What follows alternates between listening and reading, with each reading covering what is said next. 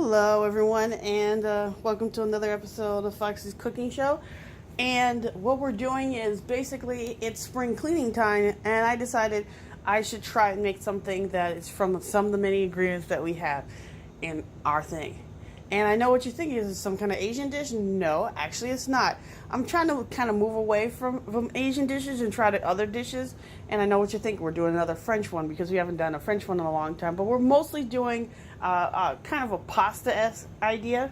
I'm thinking about making some shrimp ideas also later on. So we're going to see how this works out. And I already cooked a portion of it. This is the other half. And I'm going to write down in the description box all of the ingredients, but we're going to talk a little bit about it. First of all, as you can see, this is raw chicken. I got the thighs. That was on sale, half off actually, from Aldi's. And altogether the pack is 3 pounds. But as you can see, I'm only cooking half of it. This is the other half. This is the finished it. Now we try to do as much fresh ingredients as possible.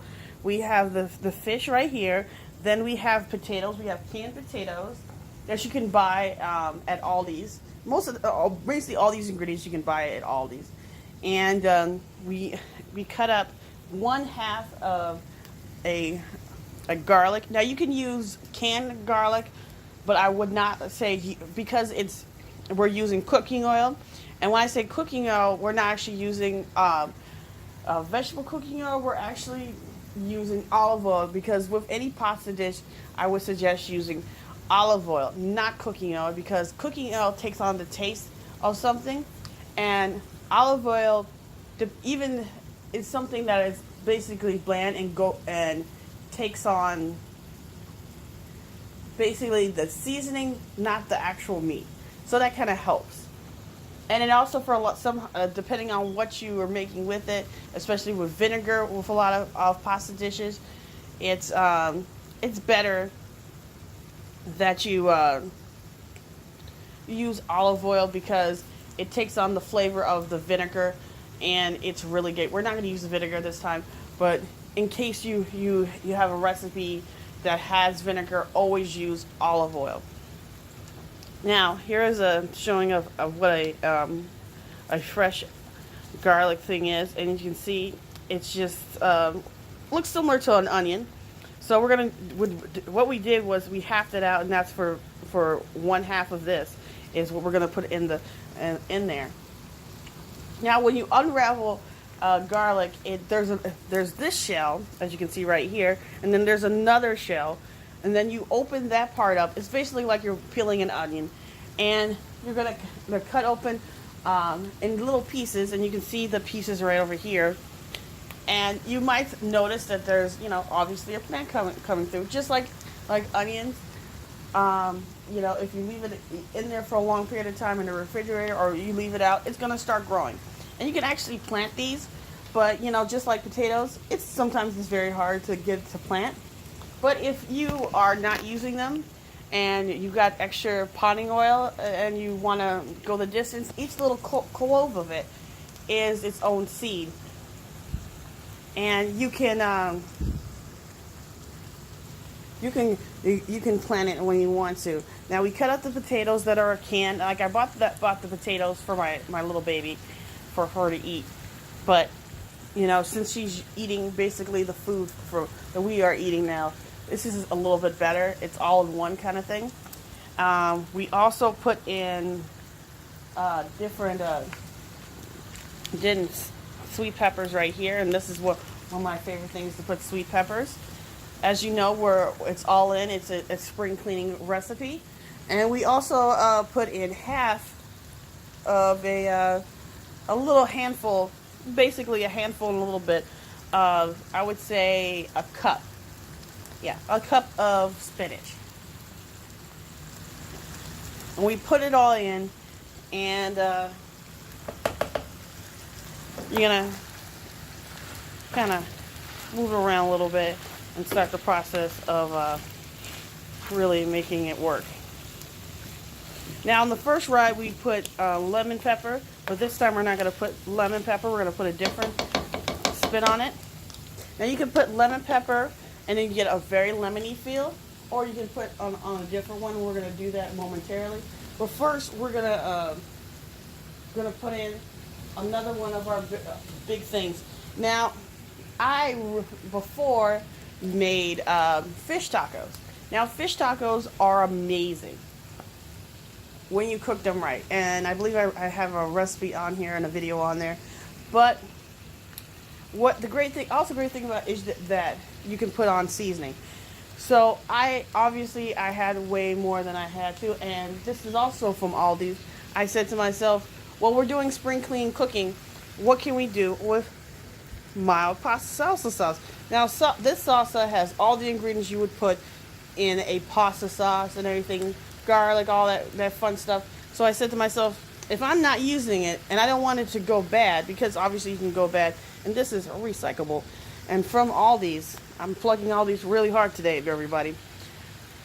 Why not use it? So we're gonna dump the other half of it, because the other half we used for the other thing, and we're gonna stir it all up. Now, if you don't have enough of your pasta, obviously you can use tomato sauce. Cut up tomatoes, and, well, I say crushed tomatoes, and really make it work for that.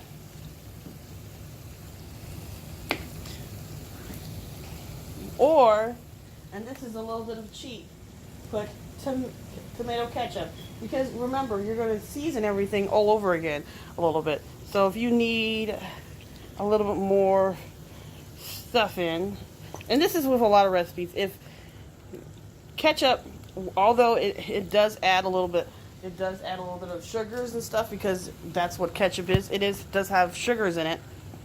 It is essentially tomato paste. And so if you run out of any tomato-based thing, and you're okay with it being a little bit sweet, which sometimes happens, but remember, we're going to season this again, so it's going to take out a lot of the sweetness out of this, and because it's just, I'm not a fan of that.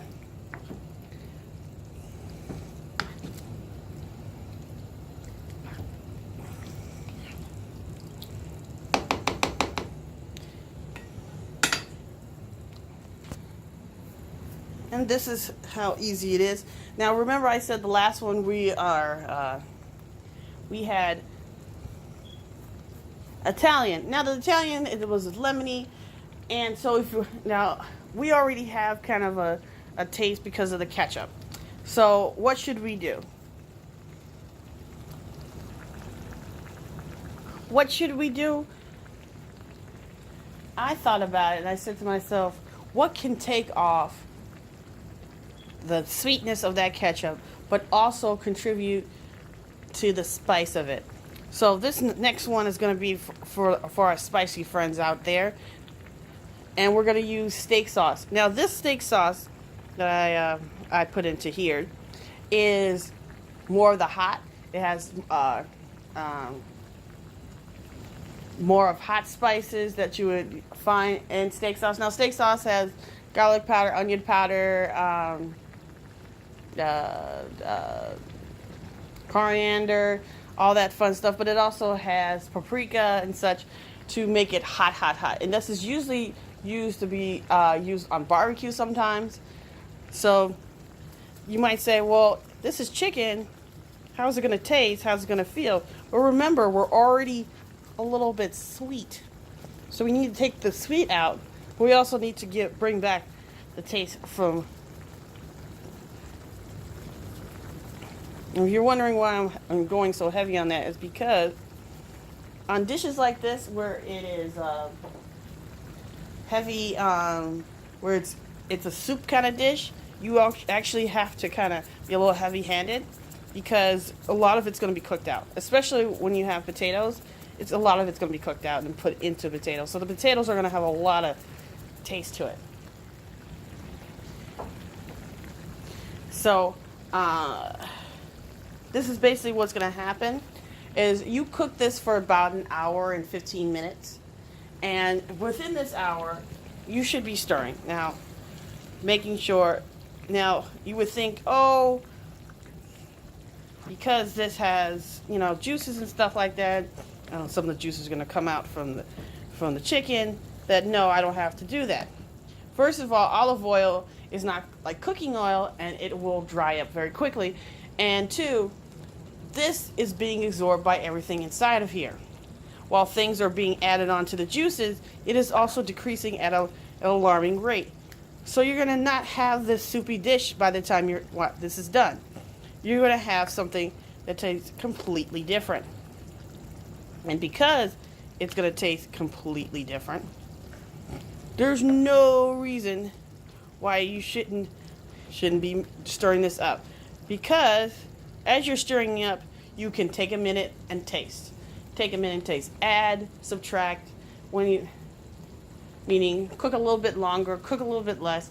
Figure out what makes it work for you. Now I'm going to give you a basic idea of what you can do and what you can add on the description page. But it's basically when you're cooking stuff that is